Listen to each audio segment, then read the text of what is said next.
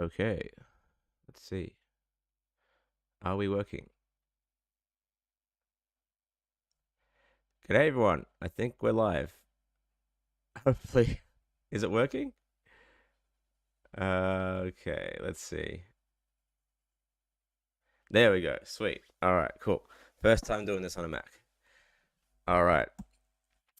Welcome everyone. For those who drop in, just gonna say hello. It's been a while, and yeah, I think we're gonna have a little bit of fun this morning. I'm gonna do a character from a patron of mine. And we're going to try and do it in around 2 hours if possible. Um, I just realized I don't have my tablet connected, but we'll try and do it anyway. Um, it should be fine. Okay, cool. So let's see what we're going to create. We're going to create a pretty cool setup here. So it's going to grab the image.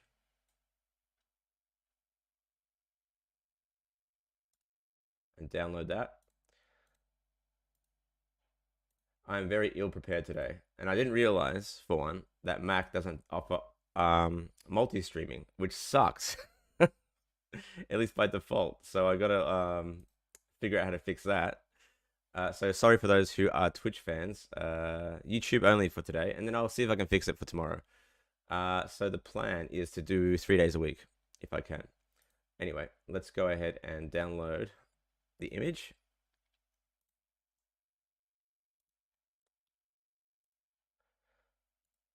So the image that we're going to be working on is this. We're going to try and do this in about 2 hours. We'll see what we can do. We'll see what we can do. I'm feeling kind of confident that I can pull it off. So the head, I feel like I could probably pull off at least, like get this little gherkin-y looking thing going on. And because everything is sort of compartmentalized, I think I'll be able to get that working pretty well as well. The only thing I'd like to try and do is try and get some of these little scratches into the character design too. So we'll see. In terms of texturing, I kind of like this water paintery look. We'll see what we can do. But otherwise, if I can get it textured in 2 hours, that'd be amazing. But in the end, we'll just have to wait and see. All right. So also, I'm gonna go to my stream, and for some reason the the title isn't correct on YouTube. So oh, thank you very much, Henry D. Appreciate it. Looking at the thing now. Yes. Mr. Cube is we're gonna actually start with Mr. Cube. I'm not gonna delete it. I'm not gonna delete it. Let me know if you can hear me properly as well. That'd be great. Let me know what the stream quality is like as well, because again, I'm working with a fresh computer here, so I haven't had a chance to check the stream bit rate. So if I can just quickly change that, it'd be awesome. Let's just have a look. Stream. Can't change when I'm live. That's all right. Live and learn. Okay. Let's get going. So we have our character here. I'm going to drag this character into here as a reference, and then we're going to try and work out the head first, and then I'm going to work out the different parts. Now, there are some things that are pretty interesting, like the armor. It's got this scale armor here. So I think I can do that. And I think if I look clearly, there's a little bit of a midriff there in the between the different armor sets. So I have a shape here, a long shape there, hips there, and then we'll work out the legs after that. So, and also I'm going to just say thank you for the congrats.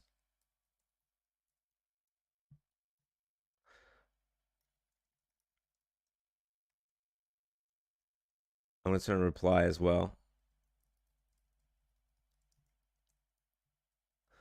All right, so let's go have a look. Let's grab the file, drag that in. And that's the cool thing about Blender. You can just drag and drop image files into the scene, and it just does it based on the angle. It's not really a renderable file, just for those who have come in just checking out what I'm doing. It's actually just a reference image. So I'm going to bring this in. I'm not going to actually like pose it in this way yet, but I'm just going to put it aside just for now and just use it as my reference. And I'm going to start off with the overall shapes. Now, of course, I came on a little bit late. I'll see if I can run into like 11:20. We'll see. It all depends because I still have to take a break after this and help out with the kid. So I'm going to bring up the little cube and scale that down to sort of match the scale of the head, like so. And I'm just going to bring down the shape in terms of the bottom of it. So I'm just going to block out the basic shapes first, like so. And I'll worry about subdividing all the different parts after the fact. So this is a pretty simple geometric character. Only coming in through the left ear. Classic. Okay. Let me just see if I can fix that. Uh-huh. Properties.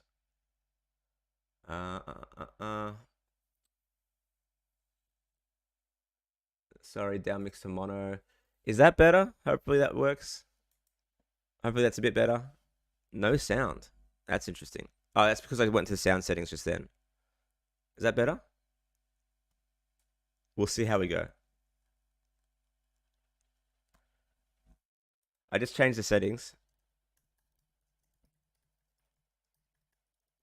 Yep, better. Awesome. Thank God that you can do that in the middle of a stream.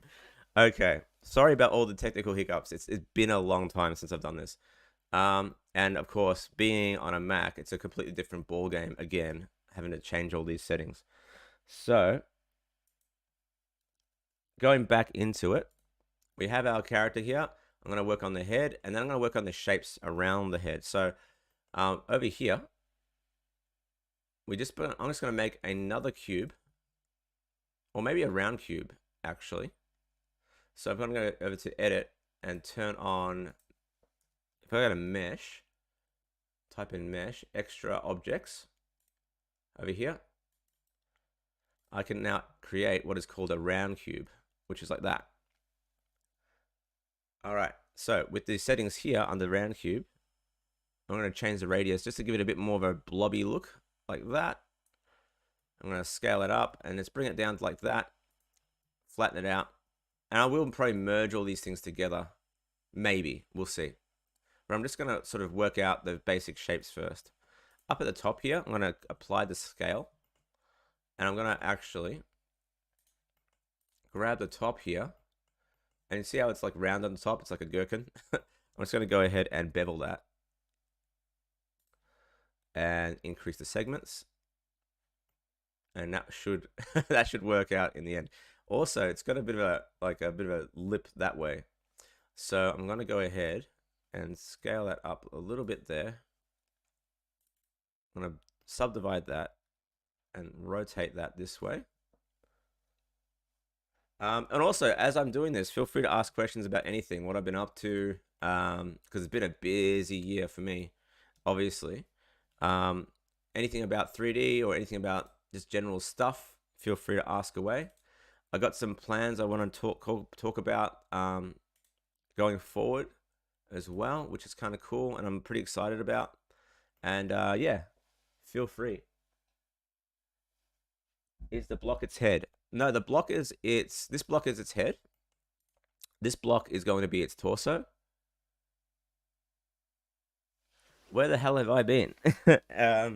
Wherever the hell have I been? It's been in my office for 9 months, apart from being with the baby. I've been working contract, so basically, YouTube and stuff, at least for now, and Patreon isn't a sustainable endeavor, right? Yeah, like it hasn't never been really. It never makes me money, not much at least. But that's not my fault as such, but it is always considered to be a side endeavor, like something that I do for fun, and something that I do just to sort of help people, I guess you can say, learn more about 3D. So my plan, if I can manage to do it and do it successfully, is to turn this into a more permanent and sustainable thing. So going forward, my contract's finished, obviously. my contracts with freelancing have finished, and I'm basically free for the next couple months, 2 months at least. So I really want to try and get this to sort of work out and see what I can do about turning this into something more sustainable. Because, as you know, the industry is a little bit screwy at the moment in terms of, work and stuff like that. So why not make something out of this? Why triangles for game assets? Well, the thing is, that's a good question. This is Knee Spaniel asking that. Why triangles for game assets? Well, the thing is, in 3D, as you may not know, every quad you see in 3D is actually a set of triangles. The only thing that the software doesn't do is show you the way that the triangles are being generated. Now, the thing about 3D, when you bring it into a game asset, make it as a game asset, when you export out these meshes, you don't really know which direction the triangles are going to be generated, right? Because the way that the triangles are generated is based on the shortest distance between two elements. So it can either be generated this way, depending on the shape of the quad, or it can be generated this way, depending on the shape of the quad. Now, depending on how you've shaped your character, that actually matters, the way that those triangles generated, because it determines the way that the mass looks. So in order to control it, you triangulate your mesh and you make sure that the direction of your quads are in the right direction. I've got plans on how to describe that in better detail in the future. So look out for that. Congrats on the baby. New character tutorial coming anytime soon? Yes, there is going to be a brand new character tutorial with Blender, the latest version of Blender in mind, and also a new rigging tutorial with the idea of using the most recent Blender feature set.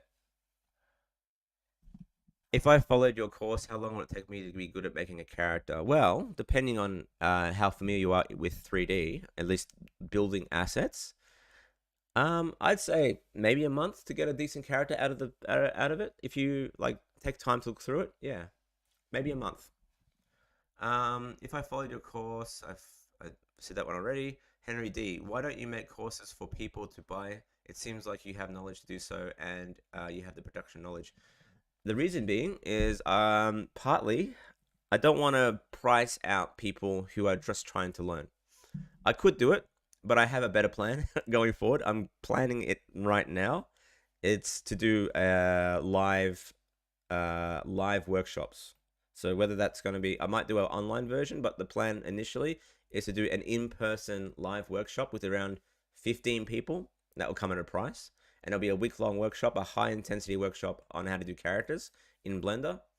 I'm still planning it, so no promises yet as to when that will happen, but I'm hoping by the end of the year.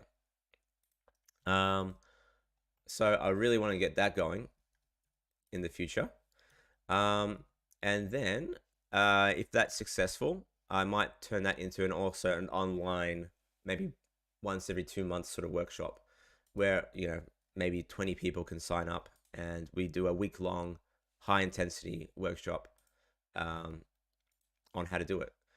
It will require some knowledge on Blender, like some basic knowledge on, not Blender, but knowledge on 3D, like how it works and stuff like that. There's no real time for hand-holding in a workshop like that, but how to do it efficiently and how to understand the principles behind it is where I want to take it.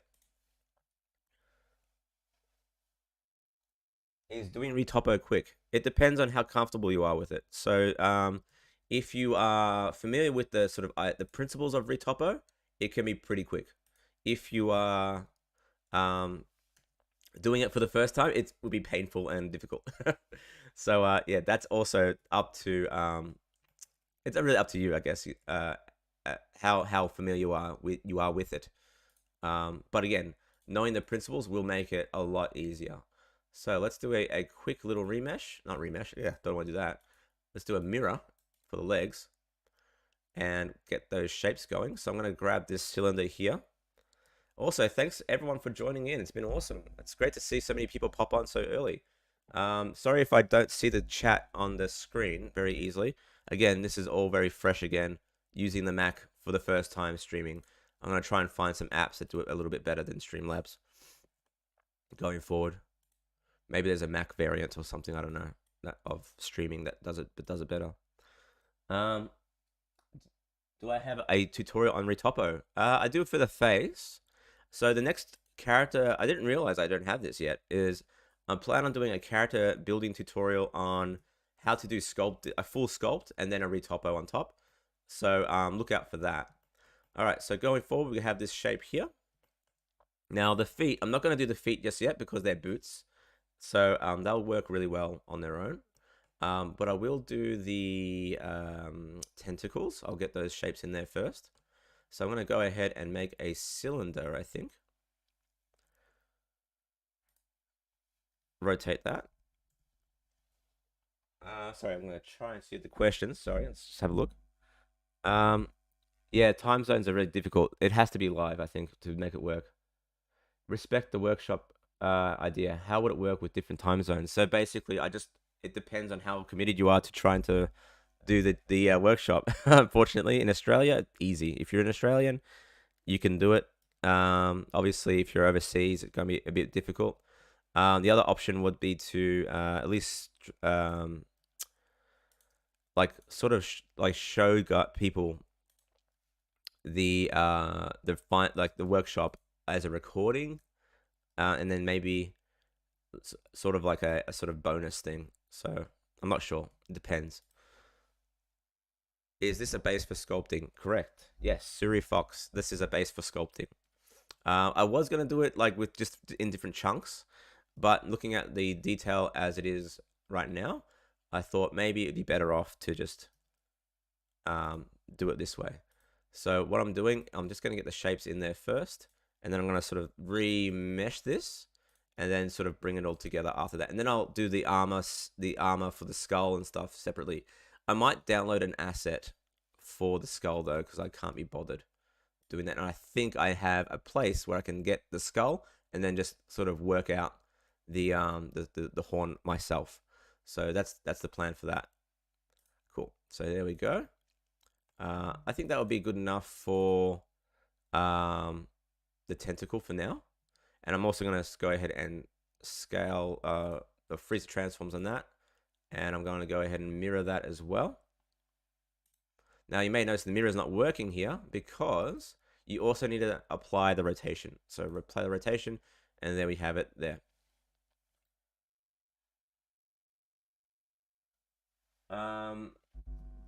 No worries. Thank you again. I didn't see the question about the comment about 32Q. So thank you for joining, and hopefully you can come next time. So yeah, I might also do a trial. So depending, I can't do nighttime. I literally can't do nighttime with a baby. I can't do a stream at like 1 a.m. in the morning because yeah, the baby will wake up, and my office is literally opposite to the baby's room at the moment. So if I was too loud, it would just piss her off. So I'm not gonna do that. So let's just get that shape in there a little bit, because the bottom of the tentacle is going to be flat, and we're going to have these little suckers there. All right, cool. So we'll bring that back as well over here, and I might scale this one in a little bit too, like so. I'm gonna save this as well. Let's see. I'm gonna call it Gherkin Man. Oh, no worries. That would be cool. Sorry if my mic goes in and out. I'm looking at the comments and pulling my face away from the mic when it happens. Thank you for joining, Sky Willow. Am I still planning on making something with Blender layers and the After Effects layers? Yes, I am. So I'm gonna do a video on sort of like a sort of basic video first on like ways to improve your renders, and that's gonna include using After Effects a little bit. And then I'm gonna be doing a video on like just more precise stuff here and there. All right, cool. So we got that going. I think that will be good enough for this part. So let's just go ahead. I'm just going to go ahead and grab my tablet if I can and try and connect it. Hold on.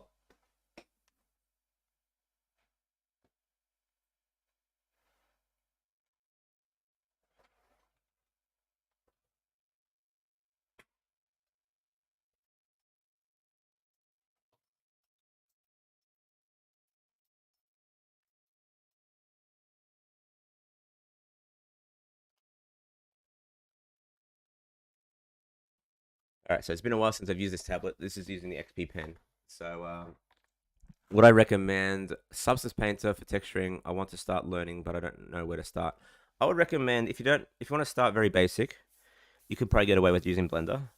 But if you want to learn how to do texturing more efficiently, I would definitely recommend using Substance Painter because it is just that much more efficient to do. And it's much more fun for one as well. All right, just give me 1 second and hopefully this tablet will connect relatively easily. Ah, screw it. I don't think it will. I don't think it will. I'll just get a basic tablet.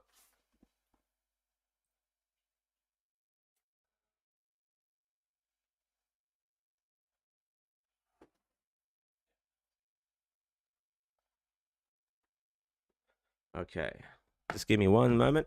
And I've got like 5 tablets. And this one will actually work really well. Give me a sec.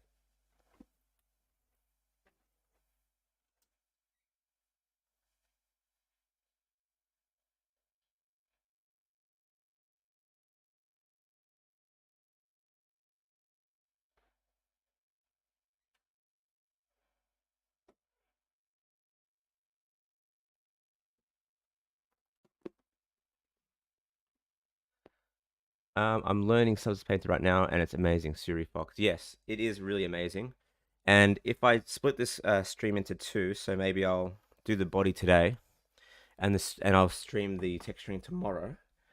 I'll do it all in Substance. That's the plan.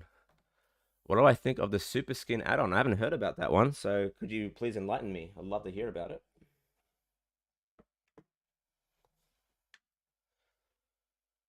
All right, tablet working. Yay! All right, that was quick.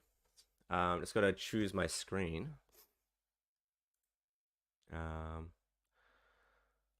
Customize proportion default.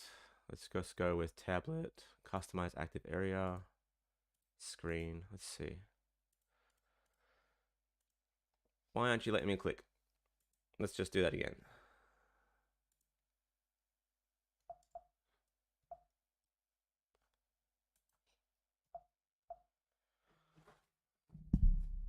Sorry about that. All right, did I stop? Hopefully, didn't stop the stream there. Just kind of screwed up there. Sorry. It's so awkward this one sometimes. All right, cool. So click the device. Let's try and get this one to work. Why is that not working?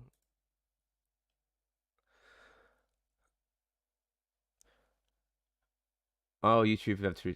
Are you gonna sculpt this Homer Simpson fish from SpongeBob looking monster? Yes. Yeah, gonna try to. For some reason, the XP Pen app is playing up a little bit. Let's go ahead and quit that. Try that again. Open. Let's see this. All right, cool. Let's give this a go again. Continue. Back. Continue. Let's just close that and go to screen, work area, pen settings, default. Nothing wants to click. That's all right. We'll figure it out. What's your favorite part of making mine? I really like the sculpting and I really like the retopo part. I'm not a big fan of the I'm not a big fan of texturing, honestly. I find it really frustrating sometimes. So, yeah. Oh, gosh, just doesn't want to work today. Why aren't you working? Options. Okay, and my computer is working. It is with this keyboard. Let's just check the mouse. It's working across there, so it does work. It is letting me click. The app is just not letting me play with the settings, which is odd. Okay, let's have a go. Pen settings, work area. That's strange. Default settings. Let's just go to the settings inside of This is the thing about all this sort of stuff, is that you always end up getting these sort of roadblocks.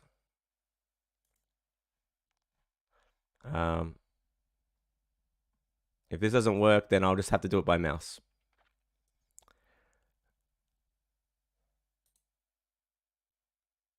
Import sources, blah, blah, blah, blah, blah. Yeah, it's just not going to work for me today. All right, don't worry about it. Let's just do it with the mouse. Challenge accepted. All right. So we got our set up. Let's see. Let's got some more questions. I learned a lot about topology. Thank you. Have you been offered any brand deals yet? I wouldn't say I've been offered any deals at all. I've had a few sponsored reviews with XP Pen, but that's about it. But they've been really good actually. But for some reason, review videos don't seem to do very well on here. In general, can one get by without a tablet, you think? Not really. I wouldn't say so. It's a much more. You'll see. I'm gonna have a tricky time doing this, but we'll try and get it done. How tricky it would be without a tablet. All right, so we got the mesh there up and running.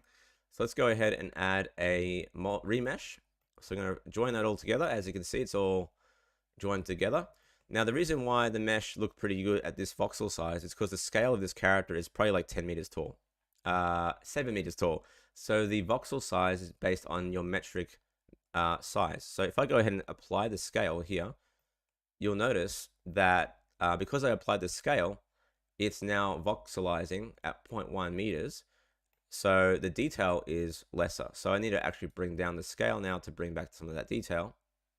I'm not going to go too crazy. So something like that's fine. And then I'm going to go ahead and apply all. And I can rename that as part 02. And now let's get started. So, to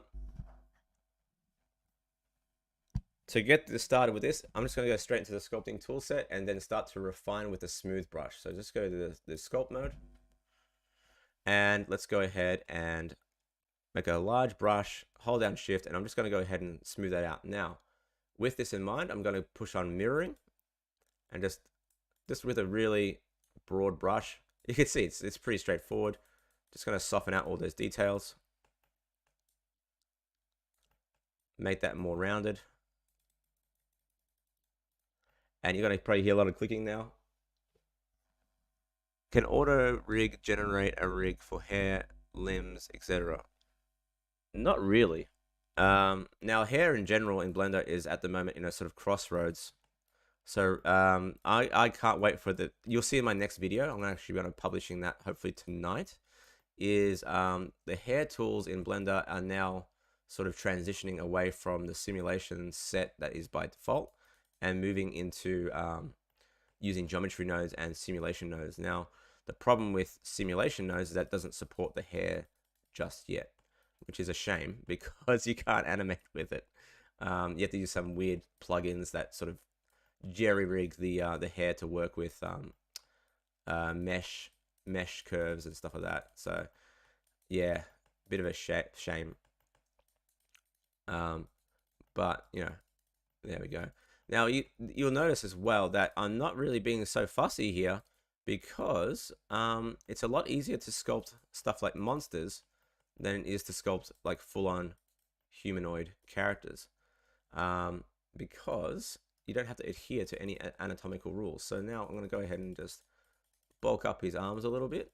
There we go. Keep that up to scratch, and you can see I've got a little bit of wonkiness going on there. So I'm going to go ahead and just smooth that out, and then I'm going to start to sort of add more geometry. So now once I've got this going on, I can start to sort of manipulate that a bit better. Dicko, I have trouble knowing what exactly is too much geometry for one character. What would you say is a decent amount for animation, game engines, posing, etc.? Now that's really dependent on the situation. So for games, you got to be mindful, and it really depends on what kind of character you're doing for one as well. So if you're doing a full-on, I guess you say realistic character, you got to be mindful of your geometry, sort of itself. Whereas with stylized characters, you can probably get away with like a few shortcuts to sort of bring down that poly count. Again, I plan on, sorry, annoyingly, it's got that going on there. So I'm going to go down to the settings here and go to options, and there should be an option for turning off back faces. I don't want to have that. So where is it?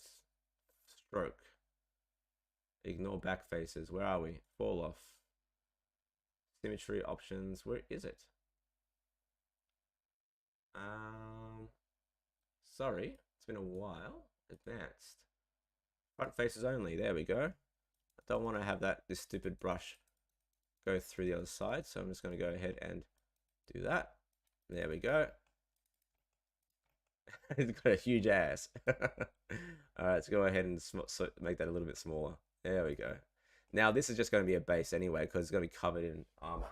But yeah, in terms of getting the right topo amount, enough to deform in the way you want. That's my general rule of thumb. So if you're going with a super cartoony and you want to have noodly arms and like get all that sort of tweakers going on, you need to have the geometry that can support it. If you're going to go with just like a standard rig and you don't need to really worry about adding all that sort of detail, then you can probably get away with a lower poly mesh. So it really depends on your animation requirements, and it depends on your system requirements for the game to run optimally. Or if you're going to do a film animation, then you can kind of go with any kind of poly count as long as your rendering engine and your computer can support the amount of geometry during the render. All right. Whereas if you got a lower end computer, you will have to optimize a lot better. Like you might have to go like make do without the subdivision modifiers on and stuff like that. So those are the sort of things you have to take into consideration. Yeah, CGI Live is insane when it comes to like his sort of ability to discover things and like just create crazy stuff from it. All right, so we got that going on our base sculpt. Now there's certain things I'm going to ignore for now, and that's basically going to be the sort of detail in the eyes and stuff like that. I will extrude the ears a little bit, and I'm not going to do the tentacles just yet because I'm going to use a modifier to do that. So basically, all I want to do is just have enough detail to sculpt just keep that relatively smooth. So I'm going to go ahead and add another remesh, bring the detail down a little bit more. So I have a bit more in the arm. So for some reason, the scale here is a little bit not cool. So I'm going to bring that down a little bit more. Apply that. Save that again. And now let's try and get this looking a little bit sharper. So I'm going to go ahead and grab, let's see this one, this tool here, and see if I can start to, yeah.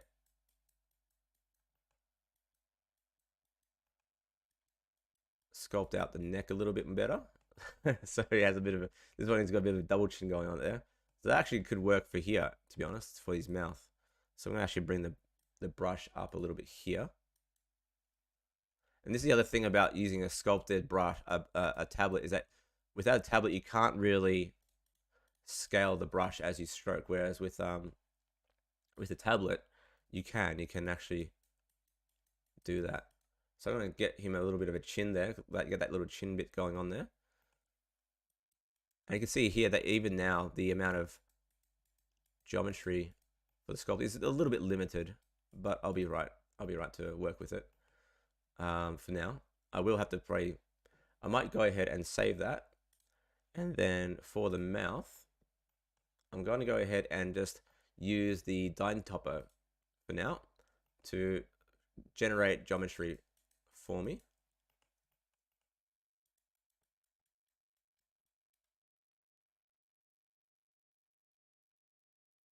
And then just sort of get that going on there. And then I'll smooth that out a little bit, just to get that going. I think that looks all right. And just sort of push that around a little bit like that. There we go. So I'm going to do a bit of almost like a claymation effect here. So this this model, or this sketch, was created by one of my patrons called Nathan Jones, and they've made this as a D&D character, which is really cool. So you notice how I have to sort of bring down my brush size as I sculpt, unfortunately, to get that going on there because I don't have the tablet working. Yeah, I say yeah, with any tablet review, any tablet, always look at the reviews, make sure it suits what you need, and yeah, then the third the less, I guess you can say, industry standard, if you want to call it that. I mean, they're not, they're all industry standard at this point. The less sort of conventional brands now are getting really good. So your Huyons, your XP pens, etc. Look at that. That looks so funny. All right, so I'm gonna add some brow line here as well.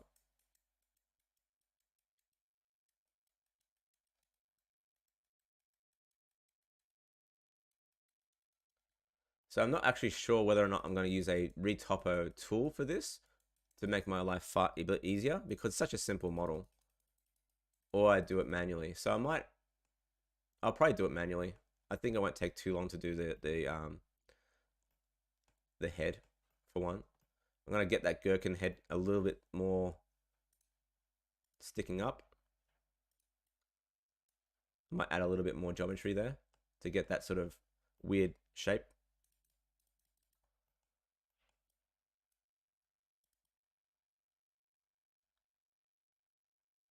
All right, that looks a bit weird.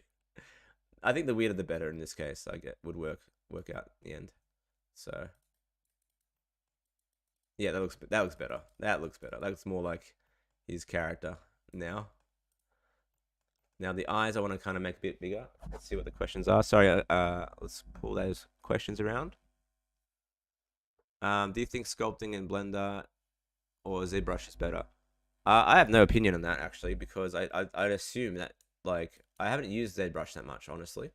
Um, so obviously it's got better feature sets and it's more geared towards proper professional sculpting. But for your basic game characters or your basic prop design, I think you can just get away with using Blender, honestly. Like a lot of the time, it doesn't really make much difference. And I've seen amazing sculpts come out of using Blender anyway. So yeah, I mean, if your budget can't support it, and you know ZBrush, just the subscription price is ridiculous anyway. Now it's been bought out.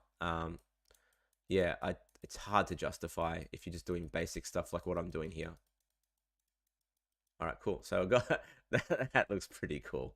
All right, so let's go ahead and add a bit more brow. That's looking pretty cool. Save that. Dude, where have I been? I've been busy being a parent and busy on number of projects actually, and some of them actually ended up on TV. So there's been a lot of documentaries that I've been working on lately. So one came out in, I think, June, and another one came out last week in Australia. At least they're Australian documentaries. So I was doing all the VFX for one of them. So I did like hospitals and backgrounds for like sheds and stuff like that, all 3D, and then superimposed with um, actors in VFX green screen. So very very intense sort of job. And then the recent one was just a documentary on the Snowy Hydro scheme in Australia, which is a hydroelectric dam. There's a documentary about that. So I did all the maps and I did all the I guess you can say the uh, diagrams, the infographic stuff about around that. All right, cool. So I'm wondering how much to sort of bring that up. I think his mouth is looking a bit wider and a bit closer to the eyes. So I'm going to bring that up a little bit.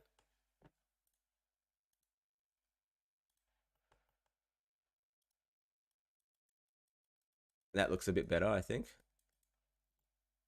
Yeah, that looks cool. I like that. And I'm going to go ahead and sculpt in some detail here. Get that bottom lip. Now the bottom lip is going to be replaced with a set of meshes. So I'm not going to be too crazy about that. I might continue using Dintopo for now. My computer can handle it, at least for now. Oh, that's awesome. That's great to hear, Nut Cow. Yes, I do plan on doing. There's all these plans. So if I can sustain a relative decent living off of doing the YouTube stuff, I will have videos hopefully on green screen, on new character designs workflows, all kinds of stuff. So I'm hoping that it works out. So it really depends on whether I can make it work. So I have a sort of safety net in teaching in real life, that is, that I can rely on for now. But I need to be making more money in order to make it a viable thing for YouTube. All right, cool. So for the ears, that's coming up pretty good. And I want to keep it kind of look kind of trolly as well. So having them sort of stick out like this is actually going to work out pretty good. Let's go ahead and add that. There we go. Yeah, cool. I think that's going to work all right. Let's go ahead and remesh this again. Let's save this just in case it crashes. I will say that Blender on the Mac does tend to feel a little bit more crashy. Let's get out of sculpt mode. Remesh that. That looks a bit better. Don't want to go too crazy with the mesh. Let's go with... Yeah, that looks better. All right. Apply. Now I have some geometry to work with without Dentopo turned on. Dentopo can be quite intense on the CPU. So having it like every now and then, just redo a fresh remesh will usually work out better. Now I'm not going to go crazy with the detail here because I'm going to quickly retopo this as well before the end of the hour. There we go. Okay, that will work. All right. And I'm going to separate the eyes a little bit more as well. So the eyes are a bit more googly.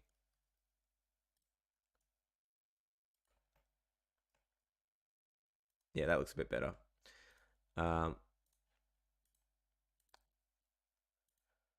So yeah, basically the plan going forward is I'm going to open up memberships for YouTube.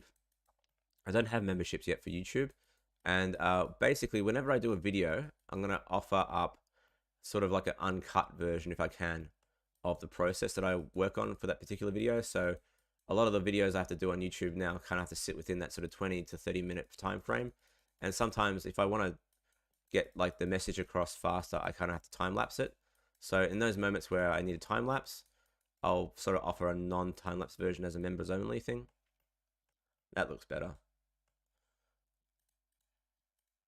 So yeah, a lot of plans. Hopefully I can pull it off, and hopefully you guys can be happy with what I'm going to be pulling out. Animated seems to work for me at the moment. Do I sculpt the hot body and head at the same time? Wouldn't that be super tough on your computer? Bye, Serious Fox. Thanks for joining. So sorry. Yes, I tend to do the head and the body separately. At the moment, because the body's so simple, I'm not going to really worry too much about that. The only thing I'm going to sculpt now is going to be the these parts here. So what I'm going to do is grab the sculpt brush. Actually, I might do it all as one mesh, actually, in terms of the tentacles, because I can actually remesh those. Yes, yes. I'll do a retopper, auto retopper on the arms and the body, and then I'll do a proper retopper on the head. That sounds good to me. Yep, I think I'll do it that way. So what I'm going to do, I'm going to grab the flatten brush. No, not the flatten brush, this one. The scrape brush. And I'm supposed to scrape the bottom. Like so. Scrape it flat. That's looking pretty cool. Now I'm not being too precious here because this is meant to be a very quick sort of exercise. There we go. That's looking pretty cool. And I kind of like the bumps. It kind of gives it that organic look. I'm going to give it a little bit more mass in the middle, or at the edges there. Just inflate that a little bit. There we go. There we go. That looks pretty cool. And I could make them longer as well, but actually, yeah, let's make them a little bit longer. We can grab this tool here, the pose tool, scale it up. Just oh wait, there's a scale. There is a scale option here in the settings. But you have to do it with the masking, so I can't be bothered doing that. I'm just going to stretch it. Let's just stretch that area there. Don't want to do it too much.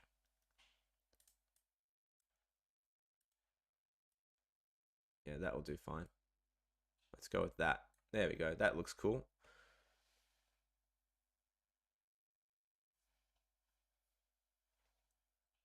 Who knows about the AI stuff? I don't think so. I think things will adapt pretty quickly.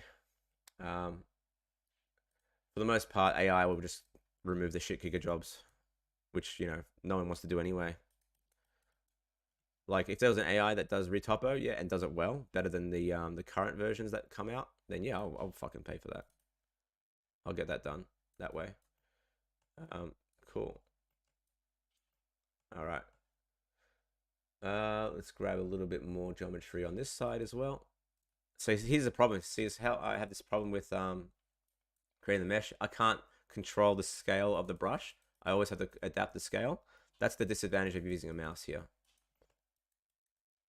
And it's not good for your hands either. RSI is a big thing when it comes to using the mouse. And yeah, you don't want to have to deal with that all the time. All right, cool. That will do, I think, overall. And I'll give it a little bit of shoulder. Add a little bit of shoulder there. There we go. There we go. Great. Sweet. I think as a basic premise, that's going to work fine. So what I'm going to do, is there a ChatGPT add-on for Blender? I think there might be. I'm not sure where. All right, cool. So at the 10 o'clock mark, we got this going on. I think we've done all right, all things considered. So what I'm going to do, I'm going to save that. And I'm going to separate the head from the body because it's actually going to be covered by armor anyway. So things will pick up pretty quickly from here on in, I think. So yeah, let's go ahead and add. We're going to go ahead and go into the model here, into wireframe. I'm going to select the head like so. Boom. I'm going to push P. Oh, get out of that. Push P to separate the selection. And now they're two objects. So there we go. All right, so I use an add-on called Quad Remesh. Now, Quad Remesh is probably one of the best automatic remeshes available for Blender. It utilizes the ZBrush sort of algorithm, I guess you can say, for doing the remesh, apparently. But it's really effective. Now, for something like this, where I have all this organic tentacle stuff, and I'm not too fussed about being too accurate here because it's just a one-off, remeshing like this is going to be fine. But for the face, I will show a decent workflow on how to do that. Doing that, and I also I noticed that the one eye is bigger than the other, so I'll do that after the fact as a blend shape. Okay, cool. So with that in mind, I'm gonna just choose my quad count. 5,000 could be okay. I'm gonna turn on symmetry and remesh. Let's see what happens.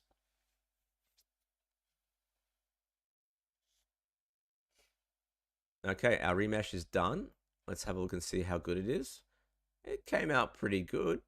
Pretty good. It's pretty high detail. We've got some issues at the back there, not doing too well there. So what I might do is go to the mesh itself. I'm going to fill this hole first. So let's grab this hole. If I can select this bit here. Can I do it? Yep, there it goes. I'm just going to fill it really crappily.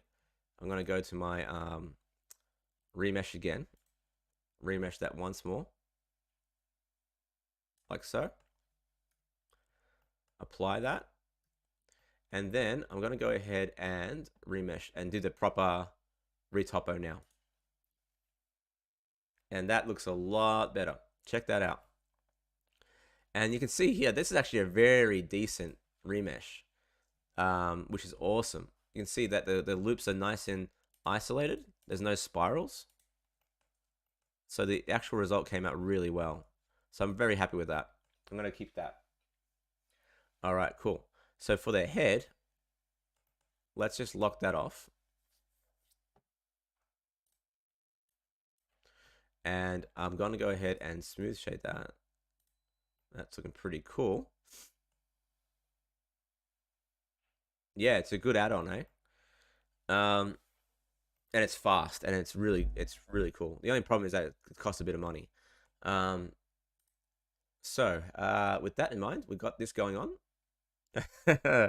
Let's do a remesh, not a remesh, a retopo of this. So I'm going to grab this.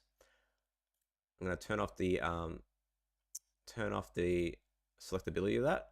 I'm going to turn off the selectability of that as well, and I'm going to create a new plane.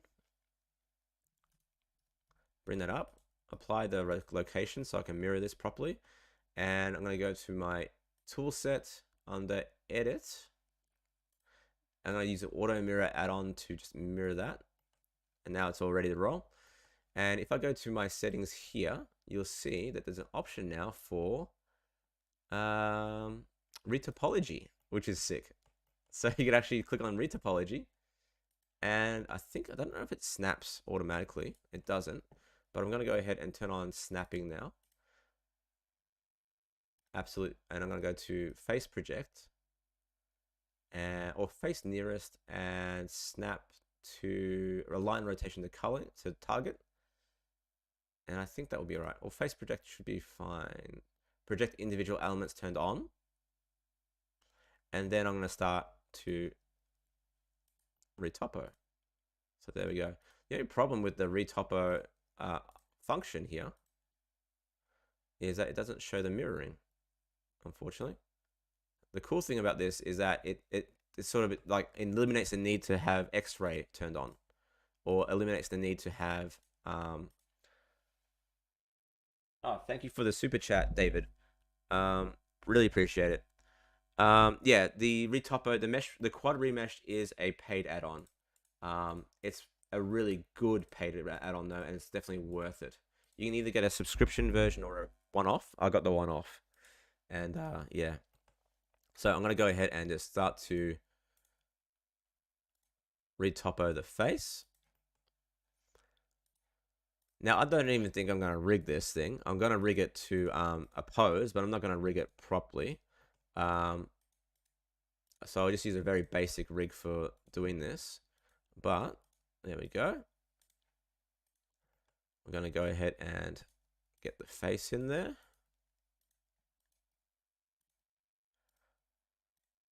The nice thing about having the retopology feature now in Blender as an overlay is that it kind of helps eliminate the need to do a skin wrap, because you can actually see what you're doing a little bit clearer, which is great, or a shrink wrap. So notice as well that I'm keeping the top and the bottom of my faces symmetrical. So one for that one, one for that one, one for that one, one for that, and I'm keeping it nice and clean. So even with a simple model like this, I'd like to keep that clean. Let's go down the center line here, and we're just going to maintain enough geometry to keep the mass of the head going on there. There we go.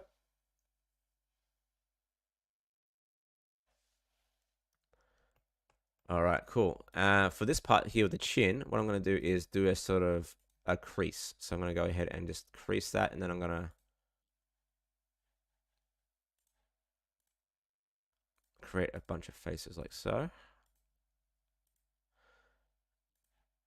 I'm using the F2 add-on to do what I'm about to do here. So that's under the add-ons here. F2, turn that on, and you'll be able to do stuff like this.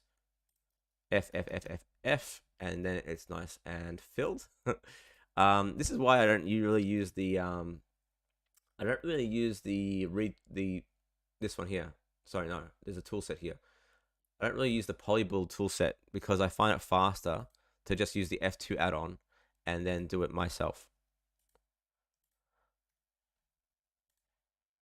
There we go, fill that in, perfect. So there's our basic setup there. Thank you for the super chat, Jordan Fish, really appreciate it. No worries, Nightcow, appreciate being on. It's been awesome to see what you've been working on. All right, cool. So we got this going on. Let's do the eyes now. So I'm going to go ahead and fill in some quads here. Now here, I'm going to do a pole. So I may as well do a pole there as well. There. So a pole is going to be a 5-pointed star of mesh. So I'm going to go ahead and fill that in like so. So now I have I'm going to have a pole there, a pole there. So basically, in order to get the pole, 1, 2, 3, 4, extrude, boom. There's my poles for there and there and there. All right, cool. Straighten those out. I'm going to add a loop there so they can connect these eventually. Fill this in, grab this, push M to merge that.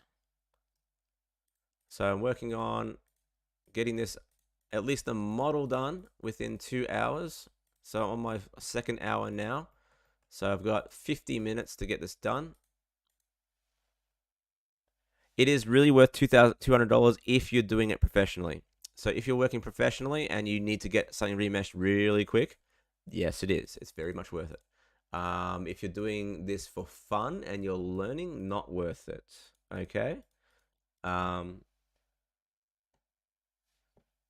Yes, but if you do a lot of sculpting in Blender and you are either like you're very familiar with retopo and you're comfortable with not doing it anymore, and you want to get certain things like this part done quickly, but you want to focus a little bit more on your retopo of the face, then yes, it's worth it. But again, it really depends on your needs. All right, cool. So grab this. I'm going to add 2 faces there, 1, 2. Now notice 1, 2, 3, 1, 2, 3, 1, 2, 1, 2. So that means I can do a grid fill. So I'm going to push Command F or Control F and go to grid fill, and that's filled in. And all I got to do now is just snap these into place. And now we have our bottom half of the face complete. Yes, the $200 is not subscription. It's a one-time deal, although you can get a 3-month subscription to try it out. And that's about 30 or 40 bucks. All right, cool. So I'm going to go ahead and bring this up a little bit now. 1, 2, 3. So I'm going to do another crease here for the head.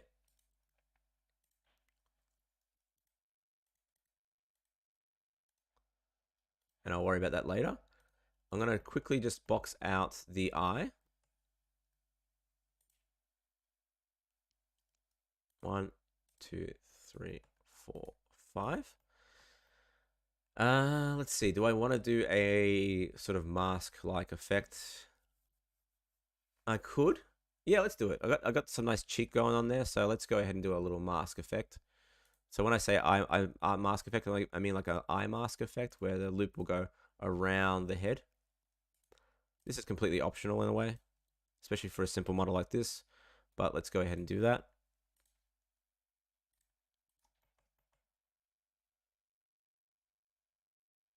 The show the poly count. Good call. View. Let's go to view and turn on. Where is it? Oh, no, it's up here, isn't it? My bad. Statistics. There we go. So right now the poly count is very low, at least for the head. All right, cool. Let's go ahead and join that. Cool. I can probably join that up here, but we'll see. 1, 2, 3. Fill. And boom, boom, boom, boom. Done. Okay, so I can probably merge these together as well. At center. There we go. Great. So now I have this nice isolation that I can start to extrude in the eye. Let's go ahead and pull that in. Let's even that out a little bit. Awesome. Cool. So grabbing that, I'm going to grab the smooth brush, the smooth tool, and just smooth out the edges there, and then do an extrusion in. No, actually, this is a faster way of doing it. Push F to fill, and then just extrude I in to get a nice clean extrusion. Push G to have it snap to the mesh, and then delete that face. And there we go, nice extrusion there. How did I fill that fast? F2 add-on and F, just pushing F on the keyboard. Why am I not using the quad remesher right now? Because I want to control exactly where the edges are being created, because I want to keep the loops around the eyes and the mouth to be very controlled. Whereas with the quad remesher add-on, you can't control where the retopo will happen. Whereas with this, you can. All right, cool. All right, let's do another extrusion in. I'm going to push F again, extrude I in to inset a little bit, and then delete that as well. Now, what I'm going to do quickly is just hide away the faces here. Okay, cool. And if I want to get this to look exactly like my mesh, I can add that skin wrap modifier. So we'll shrink wrap onto my mesh there. Why can't I do it? Oopsie, wrong one. Probably because it's been, yeah, disconnected. See, the difference isn't too bad. So I'm going to keep it off for now. All right, let's continue the retopo. But you can see the mesh is looking pretty good. All right, cool. So I'm going to just do another inset, or F to fill, inset in, and then I'm just going to go ahead and just push G to snap that to the back of the eye. I can smooth that out a little bit. There we go. And delete that. Oops, just delete that. And now I'm going to just do this, boop, and then G to have them snap again. All right, cool. So now I can go ahead and just clean that up a little bit. So you can see here, I'm just trying to snap these to the mesh a little clearer. Now I didn't have to really do this much detail in the middle of the eye. I'll probably delete a few loops in a second, just because I don't need them.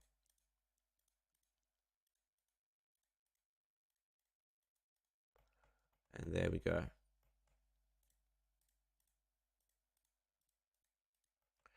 All right, cool. So what I'm going to do is delete these two. Yeah, that looks about right. And then I'm going to go ahead and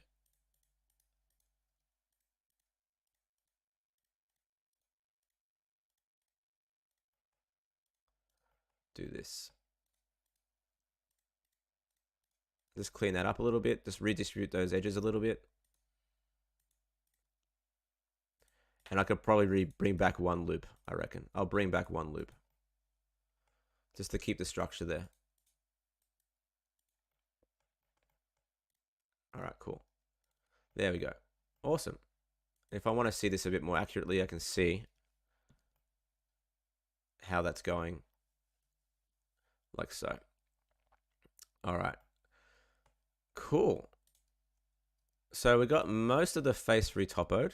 Ooh, what happened there? Something happened there. Oh, I moved something by accident.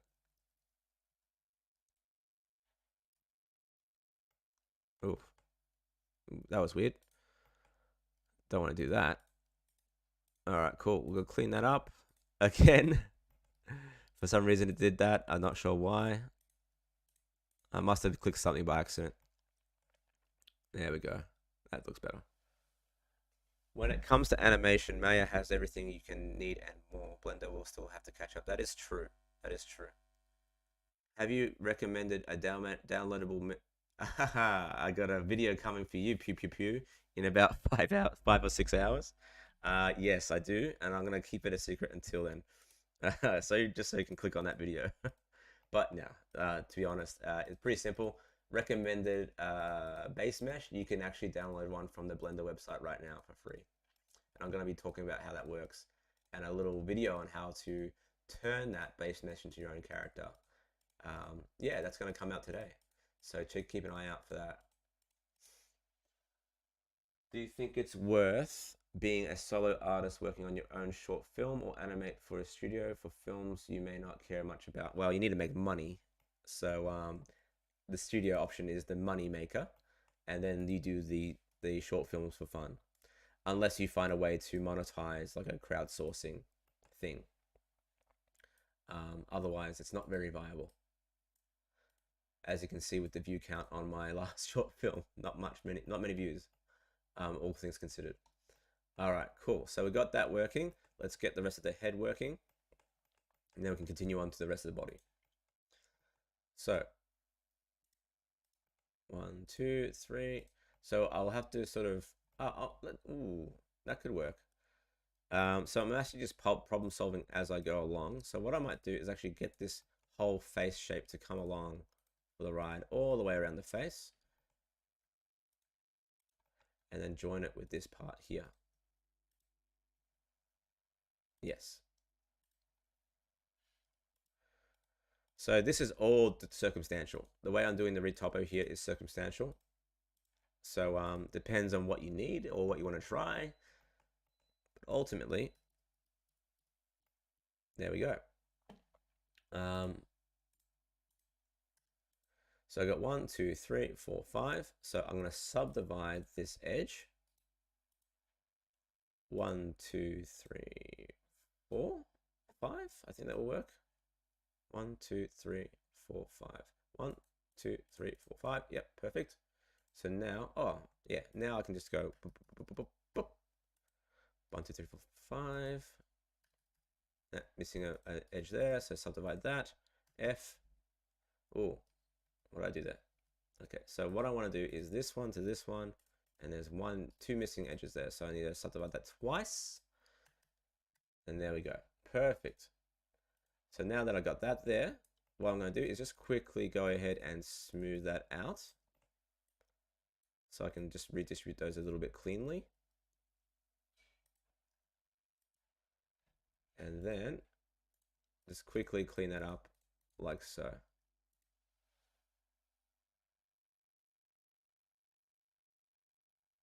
Am I counting the verts for rigging? No. So I'm not counting the verts for face rigging. I'm just literally counting the verts to see where I can fill things efficiently. So like if I have 5 edges there and 5 edges there, I can do a quick fill. Whereas if it's uneven, I'll have to sort of add or remove geometry as needed. So it really depends. Again, it's all circumstantial. It just depends on what you need.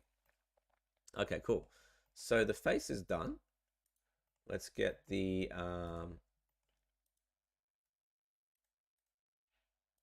this part ready. So now you can see as the faces begin to stretch, this is where you start to make that judgment call as to whether or not to add another pole vector, another pole there. So I'm going to add another pole there. And that will allow me to sort of wrap the geometry around the neck. All right. So let's go ahead and add that now. Boom, boom, boom, boom. Now I'm not going to be too fussy about linking the body with the head, because there's this nice thing there that's going to sort of hide that, and also we have the armor there as well. Handsome fellow indeed. All right, cool. If in case I missed anyone, thank you for the super chat as well. I really appreciate that a lot. All right, cool. I think I've acknowledged everyone. If I missed anyone, someone let me know. Cool. So here we go. That's up and running. Let's go ahead and just extrude that out now. And we're going to sort of fill out this area here. So the reason, this is why I'm counting. 1, 2, 3, 4, 5, 6, 7, 8. I'm going to do 8 extrusions, so I can just go F, F, F, F, F, and fill up all the edges. So 1, 2, 3, 4, 5, 6, 7, 8. So now I can do this without thinking. Done. Much faster. So I now split that in 2, or 3 in this case. Let's do 2. And now I can merge those 2 together, and then just clean that up like so, using the smooth tool.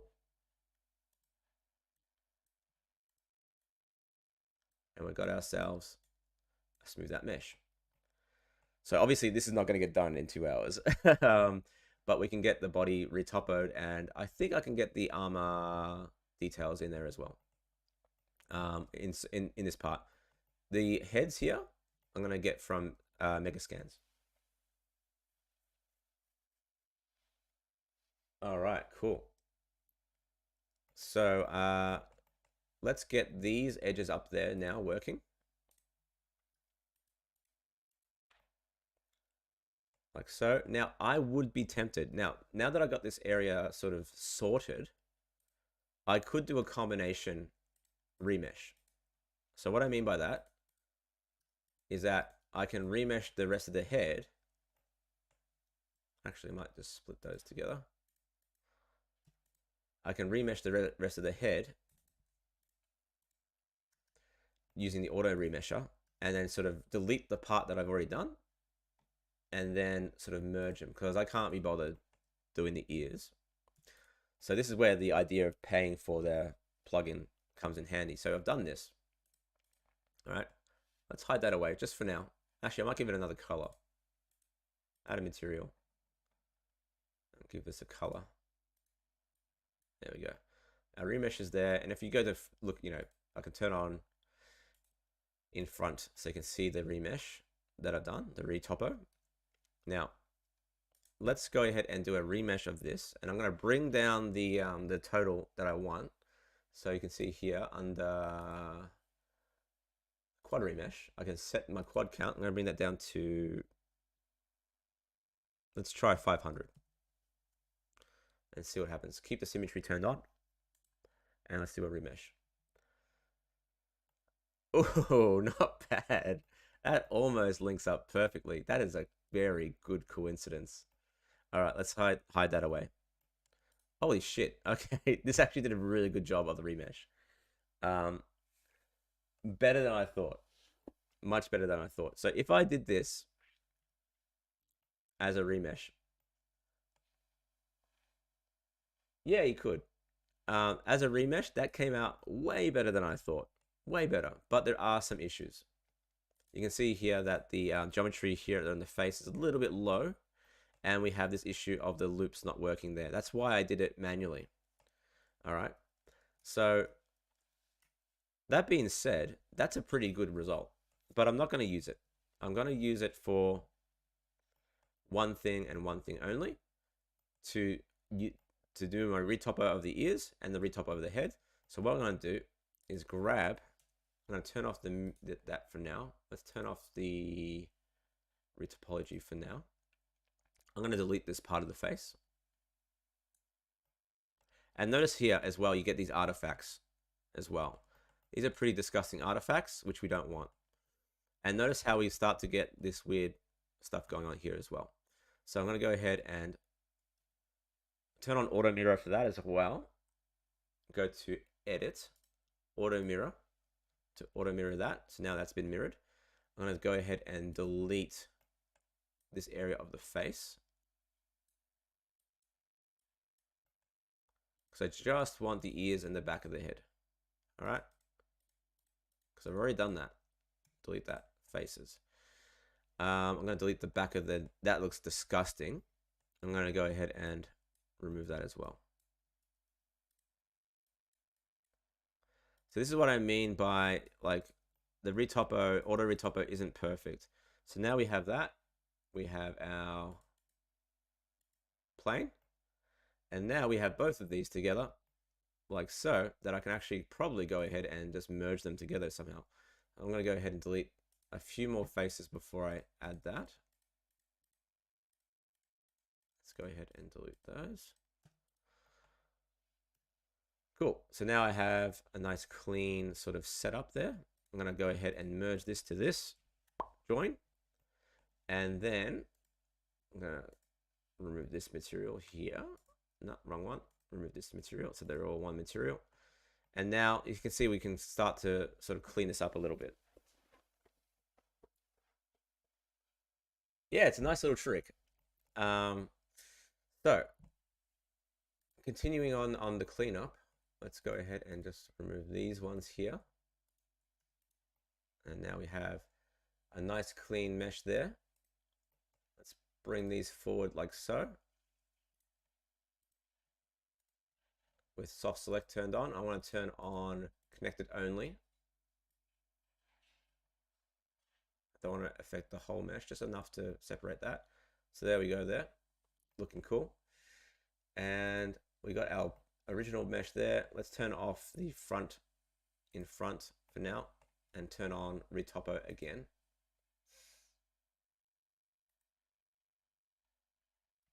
We want to turn on retopo again. Where are we? There we go. Cool. And we can start to clean this up. Okay, cool. That's looking good. Fantastic. So now, this is where I start to count my edges again. Henry D asks, any advice for blocking and stages for scenes for animations? I always seem to have trouble making believable environments for my models. I kit bash a lot of props when working with an environment. So yeah, that's the pros and cons of kit bashing. Is depending on your needs as a creative, like for the creative endeavor of the scene, kit bashing may lead to issues in that some objects may be the wrong scale. They may be like very widely different details, and you may lead, which may lead to sort of what's the word I'm trying to think of? What's the word I'm trying to think of? Like a discrepancy in between like what you want to do. So what you end up having is like these ultra detailed areas of your model in one area, and then you have like these really low details in different areas. So what you get is this imbalance in the actual scene, right? So what you will need to do is sort of really understand, okay, what's the goals here? Do I want to have a detailed scene, or do I want to have a stylized scene? Do I need to create my models from scratch to match the detail that I want for the scene? These are the questions you have to ask yourself before you jump neck deep into the project. Now that can be done through concept art, it can be done through just sketches, it can be done through mood boards, all that sort of stuff, and that will give you a better idea of like, if I'm going to kit bash something, is this model going to be appropriate for the kit bash, if that makes sense? You know what I mean? Do I have to downscale it, or do I have to remove detail in the kit, in those models when I kit bash? Those are questions you have to ask yourself, unfortunately. All right, cool. So you can see here that I've sort of reduced the detail on certain areas, and now I can just merge them together. Boom, boom, boom, boom. Now we're going to have another pole there, which is not a bad thing. So I'm going to do another fill between, I'm going to do an extrusion there, merge those, and then 1, 2. There we go. That's part's done. So in here we have this interesting connection.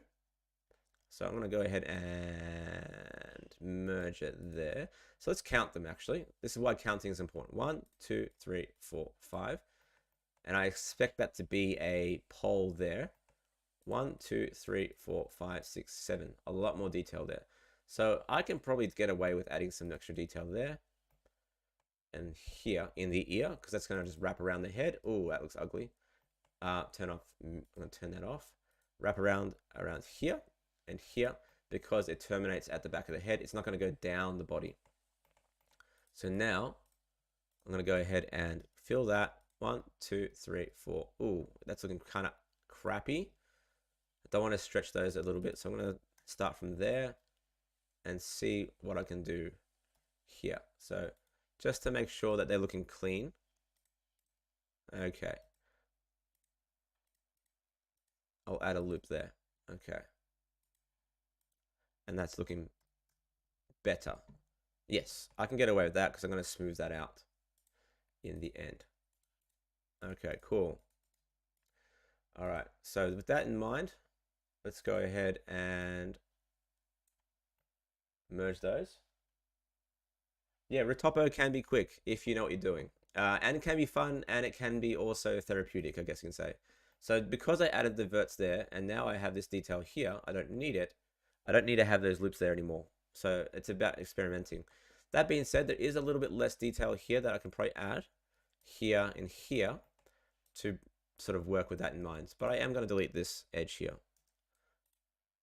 There we go. So puzzle solving to the max. So there we go. That's looking pretty good. So now we have this interface here. I think that's going to work just off the bat. 1, 2, 1, 2, 1, 2, 1, 2. So I can just do a grid fill and fix that. Done. Cool. So the back of the head's done. Ain't that cool? So I'm gonna go ahead and add some detail there, there. Done. There we go. Done. 1, 2, 3, 4. 1, 2, 3, 4. And then 1, 2. Add 2 loops there. And then grid fill. And there we go. Now that's looking pretty dense. So we can probably... nah, fuck it. I'm going to leave it as is. But what I will do is just redistribute those a little bit. And that will sort of smooth out that. That looks a lot better. There we go. So now that looks a little bit less egregious. Okay, so now with snapping turned on, I'm just going to go ahead and do this. I could probably do a bunch of them. Let's just select all of them. Bleh. And then that looks better. There we go. There we go. So yeah, there we go. Looking good. Now I can clean that up a little bit.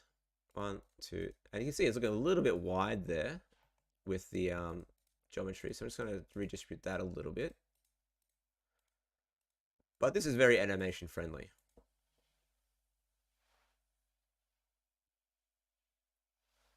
Yeah, I will be doing a video on Retopo, don't you worry. Does the smoothing tool also adhere to the face sculpting? No, it doesn't, unfortunately. So in that case, if you want to have it adhere to the mesh, you need to add a shrink map modifier. And then that will work.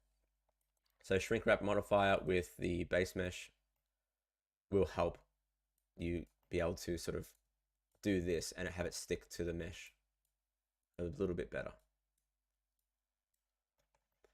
Okay. Looking pretty good.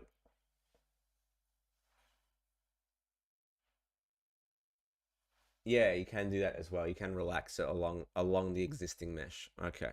So what I'm going to do now, I'm going to actually apply that shrink wrap. Just have a check to see how that's looking. Yeah, I might actually turn that on and then apply that shrink wrap. Cool. So now I can't do shrink wrap at this stage because now I need to do the mouth. So I'm just going to do a very basic mouth. E, extrude in, extrude up. Oh, and turn off the I want to turn off the snapping as well. So I'm going to do a similar thing actually. Actually, I might do one last thing before I do that. I'm going to fill I and then B, Control B to inset properly. And I'm going to bring that in. Like, actually, I don't need to do that. Just there we go. Fantastic. There we go. And there we have some geometry for the mouth. And at the back, let's just delete that. Actually, I might scale that up first. Scale that up. Bring that down. So I got 20 minutes to go in this endeavor. Unfortunately, the start was cut a little bit short because of the technical issues here, but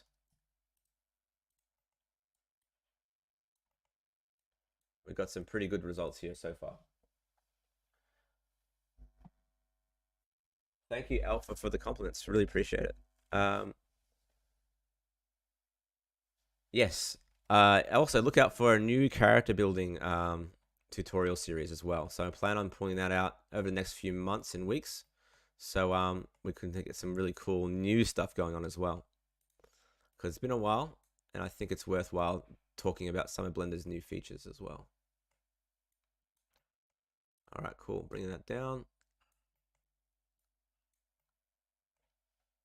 Let's see. Yeah, that looks all right. Let's just smooth that out overall. There we go. That's cool. Delete that. And now we have our face. Okay, cool. I think we're good. One issue is that I've merged invert here to the edge of the screen. So I just want to fix that up. There we go. Clipping. All right, cool. So just do another extrusion. Actually, just scale that up a little bit. Pull that back. E. There we go. And now we can merge. Oh, I got another issue there as well. Same problem. Turn off clipping. Bring this back a little bit. There we go. F. That's better. Cool.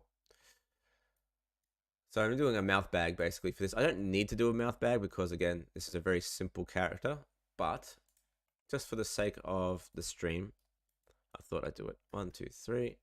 1, 2. Oops, too many. 1, 2. And I'm not going to worry about triangles here because it's in the back of the face, so who cares? All right, cool. Now, what I'm going to do is smooth out that area there. And we got ourselves a fairly decent mouth bag. All right, cool. Soft select, just bring that down a little bit. There we go. Cool. Fantastic. All right, we got that done. So we don't need the base mesh anymore. We can, I said the sculpt mesh anymore. We can hide that away. I can turn on smooth and turn on some subdivision surfaces. And now we got ourselves a pretty decent little area for our setup here. Now we got a little niggle there. Turn on clipping. Make sure that they are properly connected there. Great. And also over here, I'm going to turn on clipping as well, just to make sure that everything is properly merged. I would do the mouth in the neutral pose, but because this is a stylized character and I'm just doing it for the image, I'm not going to worry too much about it being neutral. Okay, cool. So there we go. We got these two pieces there. Great. So now what I'm going to do is, for the sake of this character, is to get those wrinkles in there. I'm going to do a quick little multi-resolution sculpt. We can bring back the eyes as well, by the way. There's our eyes. I'm going to bring back the multi-resolution sculpt. And I'm going to get rid of that subdivision. I'm going to save this now. And a multi-resolution sculpt works well with the quad setup. So multi-resolution sculpt. Let's go ahead and do that. So firstly, we will need to apply the mirror, unfortunately. So I'm going to go save and then apply all. And then I'm going to go to multi-resolution and bring up the subdivisions a little bit and start to sculpt out this stuff. Now, the problem with a multi-res is that once you do this, yeah, blend shapes become annoying as well. So let's go ahead and just do it anyway. And I'm going to start inflating the eyebrows. And you can notice here already, I forgot to do one thing. I'm going to turn on X mirror. Because what I want to do is get that nice big brow in there. There we go. And I'm going to add those creases. Now I could probably turn on the matte cap now and get rid of the color on the just get rid of the colors on the material, just to make it easier to see what I'm doing. And I might try with this one instead, and I might turn on the creases as well. Cavity. Where's cavity? There we are. Just so I can see the detail. All right. So there we go. I'm going to add the creases in here a bit more as well. And I might add a little crease in there. I might make his chin protrude a bit more. Give it a bit more fat roll, you know. Double chin it up a little bit. There we go. All right, cool. I think that looks pretty cool. I'm going to go ahead and add a little bit more punch around that area there, because I want that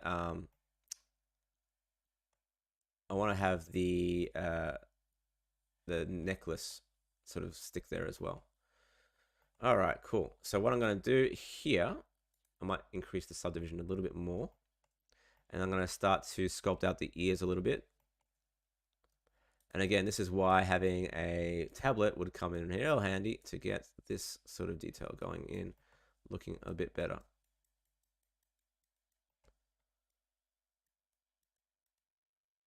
There we go. Let's get some extra creasing in there as well.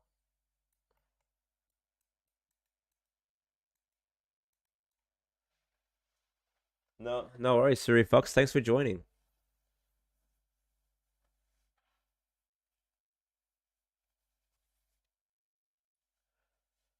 All right, cool. So we got that going on. I'm going to add a little bit of extra mass at the back of the ear here. I might add a little bit of creasing there as well. Cool. There we go. What else we got? Got a bit of creasing here. Let's do that. So we're just doing this with the multi-res in mind. Now the cool thing about the multi-res is that you can apply it to the base somewhat. So under the shape. So if I turn this off, notice how we have these extra masses that we've accumulated here and here. But they're not visible in our base base mesh anymore. If I push apply base and turn off the thing, you can see it's manipulated the mesh so that that volume stay put.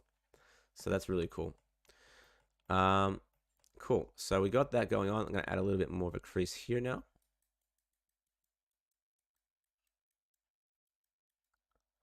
Cool. It's coming up all right. And now we can go up another level. And I'm going to turn off the, I'm going to turn on apply base first before I do that. And then I'm going to go up another level.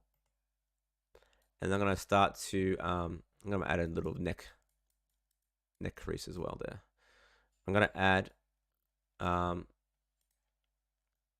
those gherkin-y sort of bits and bobs to the mesh. All right, cool. Might add another crease there as well, just to give it a bit more of a fleshy look. It's looking pretty fleshy now. Cool. All right, so now I'm going to grab the crease brush, this one here, draw sharp. Now draw sharp is pretty cool because it does really good sort of lines like that. Now if I had my tablet, I would have it with a taper. But I think it'll work okay. I think because it's like kind of like single lines as well anyway. I think it'll work all right. So I'm going to turn off the mirror now and start to add that in there as well. So let's go ahead. Actually, I might, before I do that, just quickly manipulate this a little bit so the eyes are sitting inside the eye sockets a bit better.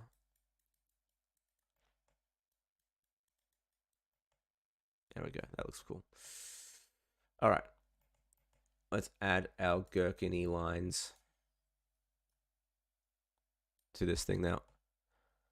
Now, you could technically do it with another multi-res, but then you run the risk of it killing your computer. So I'm going to go ahead and just start to increase the strength a little bit.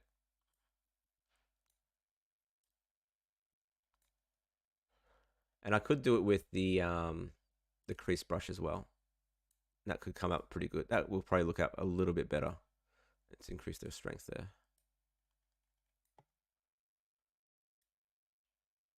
Yeah, that looks a bit better. I can also turn on the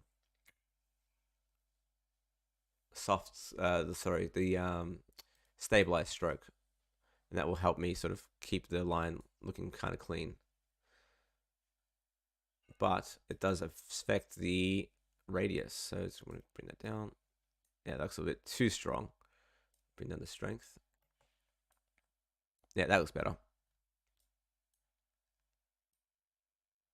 Yeah, that looks cool. Let's do that. So we're starting to get those little gherkin-y lines in there now. Bring out the radius just a tad. Now, I'm not too fussed about the detail here in terms of like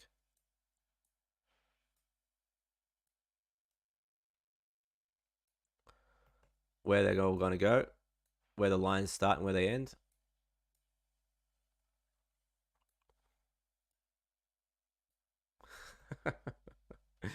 All right. But it's coming up good.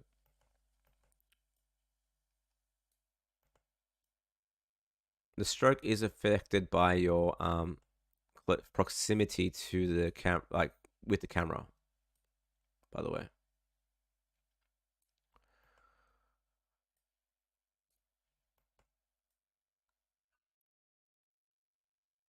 All right, cool.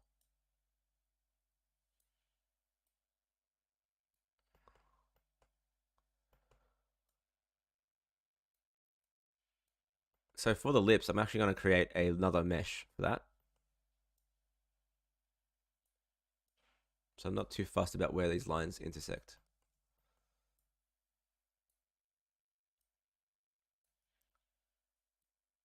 All right, cool. 10 minutes to go.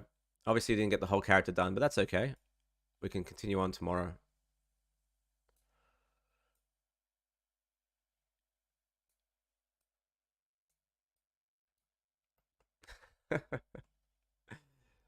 He's looking pretty gherkiny at this point.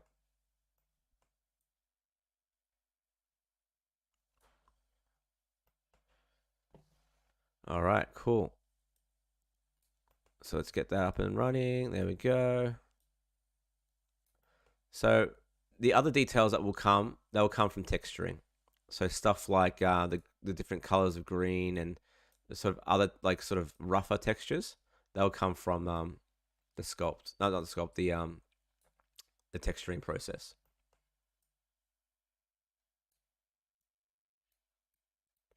So for this part, I might actually make him look a little bit more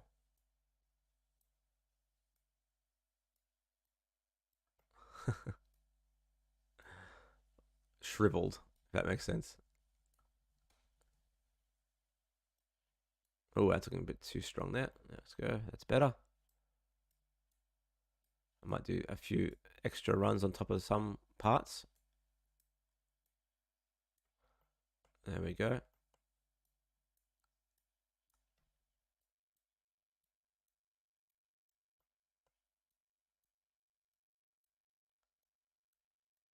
All right.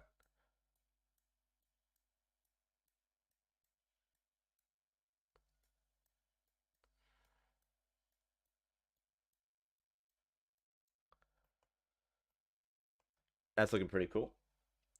So let's go ahead and pull that in. Basic question, but curious how the multi-rev res sculpt moves back to your model when you're ready to rig. I'm sure there's a million toots about it, but I thought I'd ask. Good question, actually.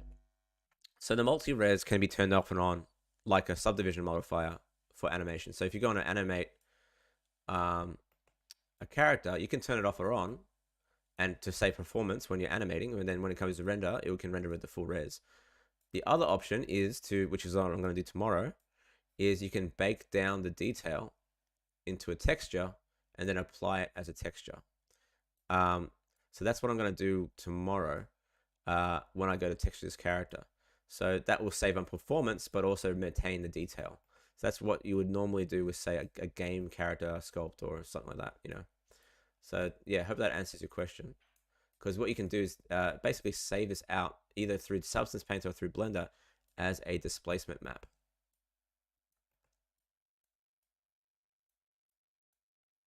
All right, so that's looking pretty, yeah, gherkiny.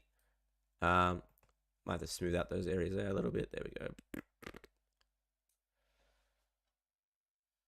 Yep, that's right. Bake it to a normal map, or you can bake it to a bump map and use it as an actual displacement.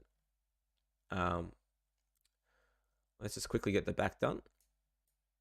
And I'm going to add a few extra details that aren't in the image, but I thought it would look a bit like more like monstrous, is like little warts and stuff. All right, cool.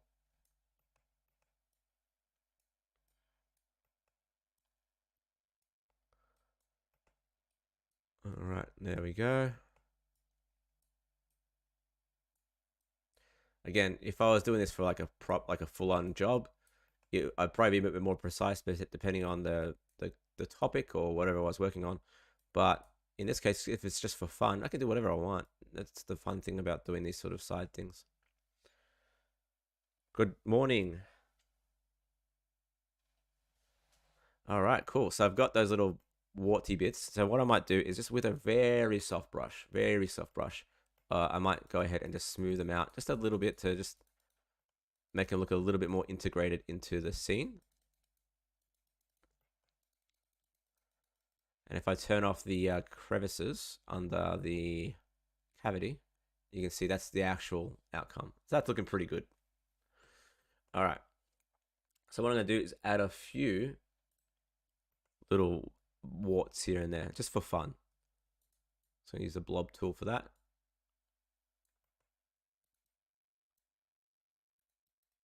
I might use a stronger brush for that. Yeah, there we go.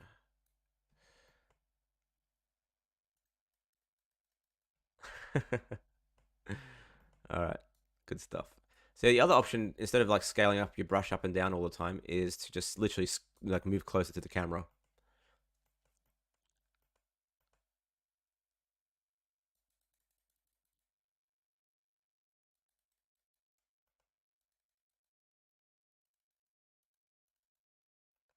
Yeah, oh, he's looking, that one's a bit too strong. There we go. Could probably flatten that one out a little bit, actually. Blech. Gross. All right. I'll put a couple here.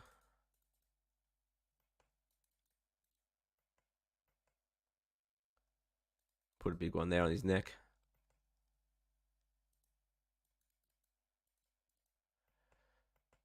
And now he's looking pretty cool. I think he's looking pretty sick. Put one on his chin. So this is where the asymmetry comes into play, like, which is really cool, is that you can just create asymmetry through the texture rather than the actual, you know, model itself.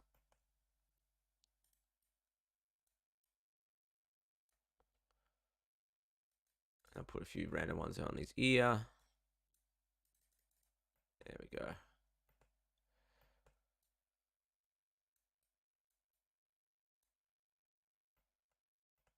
I think it's looking pretty good. What do you guys think so far of his face?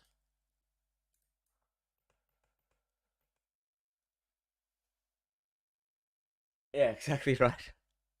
I think that's the impression I got as well. So I'm going with that. I'm going with that idea when it comes to the texturing as well. Sort of like a shriveled up zucchini.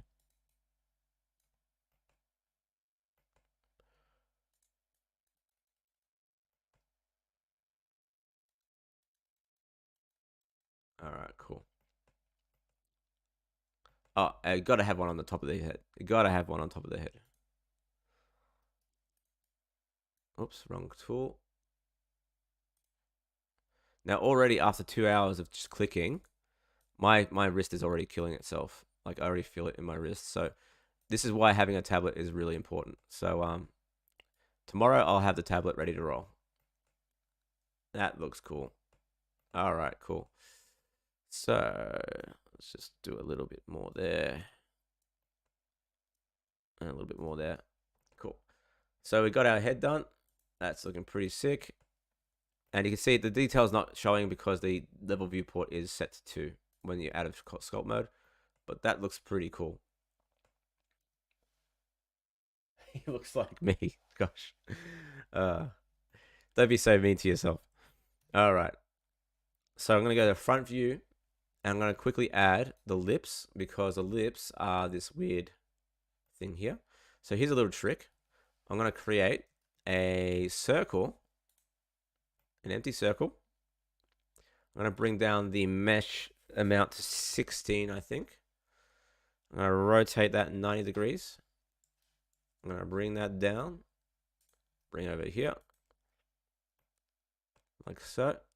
Bring that closer still, bring it in here, and just line it up with the mouth for now. There we go. And I'm just going to shape that very quickly. And so apply the scale. Shape that now.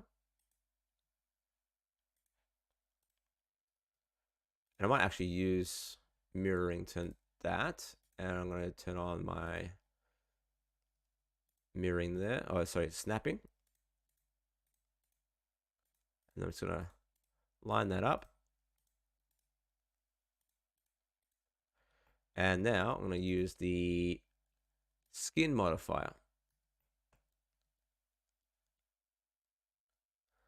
So in the skin modifier, I can now, let's just turn off the retopper. Where are we? Turn off retopology so I can see what I'm doing. And I'm just going to go ahead and I always forget what the shortcut is here. Okay, there it is. Control A to bring down the radius. Already that looks just like so much more like the image there now. All right, cool. That's looking pretty cool. All right, cool. So now I'm going to go ahead and re-subdivide that. Control A to make that a little bit thicker still. There we go. I can turn on smooth shading. And there's our lips. Ready to roll. Now I'm going to save that. And then apply all. And we've got the geometry ready to roll. All right, cool. That looks really cool. I'll add the little bits and bobs with texturing. And then for the teeth, really simple.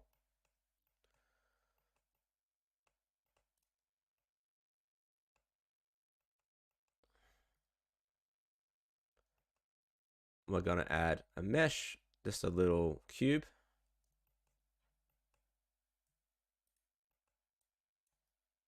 Let's scale it down a little bit. Scale it down. I'm going to remove the top of it.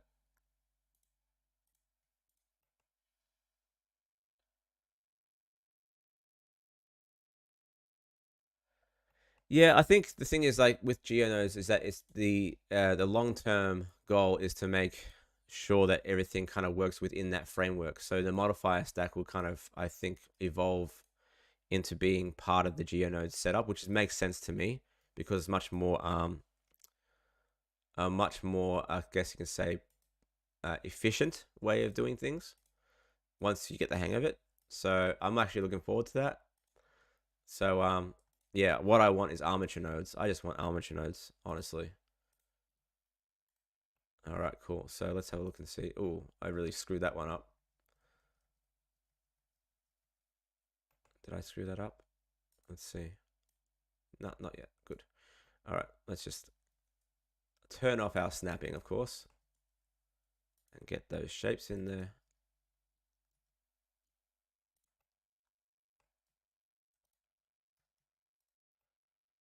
All right. And I'll wrap it up after these teeth are done. So another subdivision surface, smooth it out. Where's smooth shading? Oops. There we go. Cool. I might just go ahead and quickly just smooth that out a little bit there. Not including those. Just smooth that out.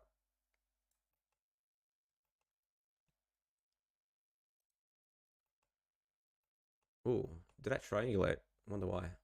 Let's just quickly untriangulate those. Oh, something went wrong there. Let's just redo that then. Fill.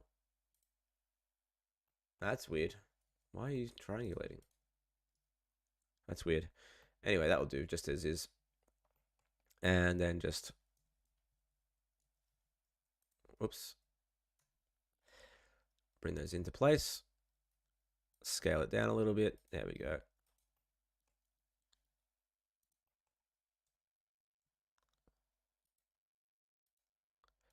Just to give it some different shapes or different scales.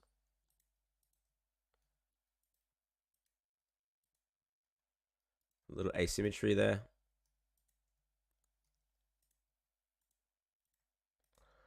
All right, there we go. Armature nodes will be hopefully the same thing as geometry nodes, but for rigging. All right, cool. So I think we'll keep it at that for now. I think as a starting point, it's looking pretty close to the guy. So we're gonna wrap it up there. We'll continue on with this tomorrow. So hopefully tomorrow we'll be able to get the tentacles done and the armor done. And if we have time, we'll be able to get some texturing going as well.